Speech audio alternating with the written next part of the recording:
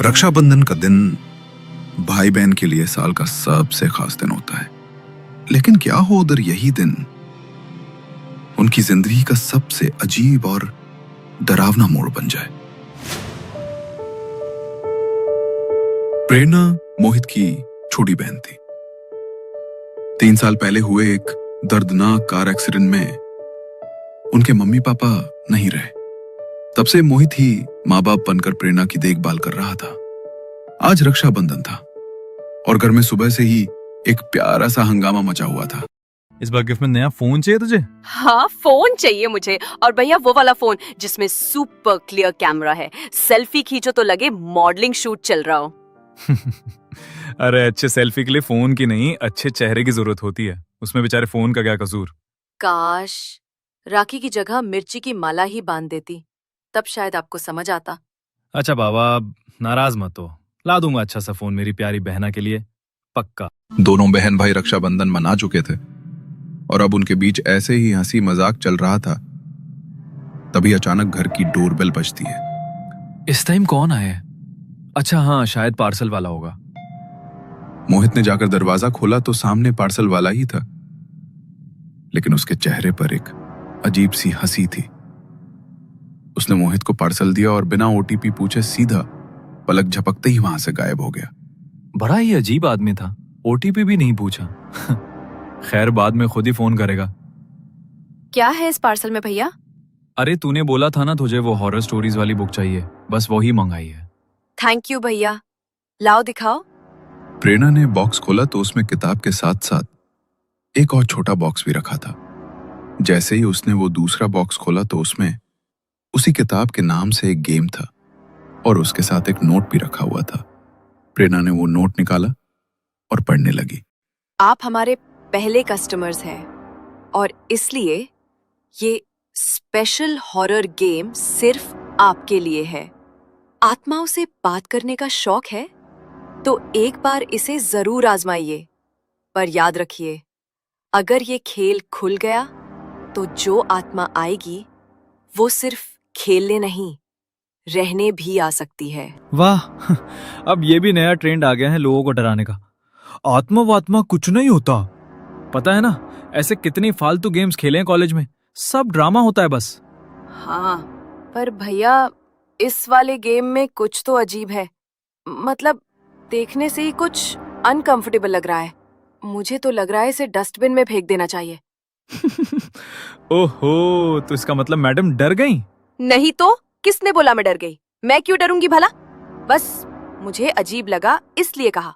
ठीक है, तो फिर एक काम करते हैं, अगर तू नहीं डरी है तो आज रात हम दोनों साथ में ये गेम खेलते हैं।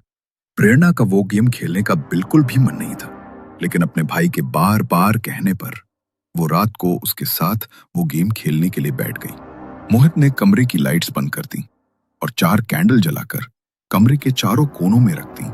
फिर गेम को बीच में रखकर दोनों आमने सामने बैठ गए। देख, सबसे पहले हमें इस बोर्ड पर ये सिक्का घुमाना है और उसके बाद बोलना है अगर कोई आत्मा यहाँ है तो हमारे सामने आए, और फिर 3 बार ताली बजानी है। बस इतना ही करना है। रहने देते हैं ना भैया, मुझे ये सब बिल्कुल भी अच्छा नहीं लग रहा। सच में मुझे बहुत अजीब सा महसूस हो रहा है। अरे पगली, कुछ नहीं होगा, मैं हूं ना तेरे साथ। मेरे रहते तुझे कुछ हो सकता है क्या?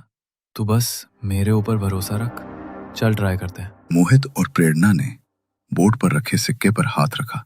धीरे धीरे सिक्के को गोल घुमाया और फिर उसे बोर्ड के बीच में रख दिया। इसके बाद दोनों ने एक साथ कहा, अगर इस कमरे में कोई आत्मा मौजूद है तो हमें अपने यहाँ होने का एहसास कराओ। ये सवाल पूछकर दोनों ने 3 बार ताली बजाई।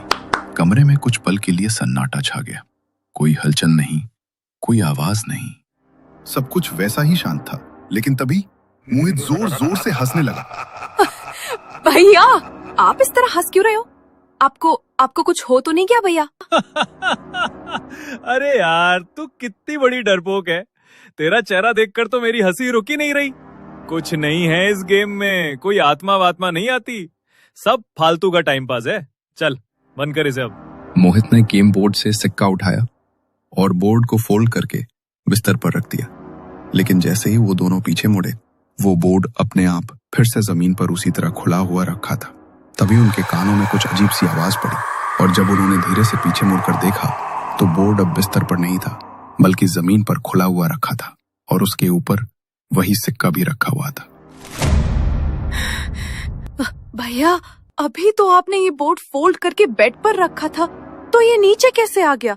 और ये तो बिल्कुल उसी जगह पर वैसे ही रखा है जैसे पहले था।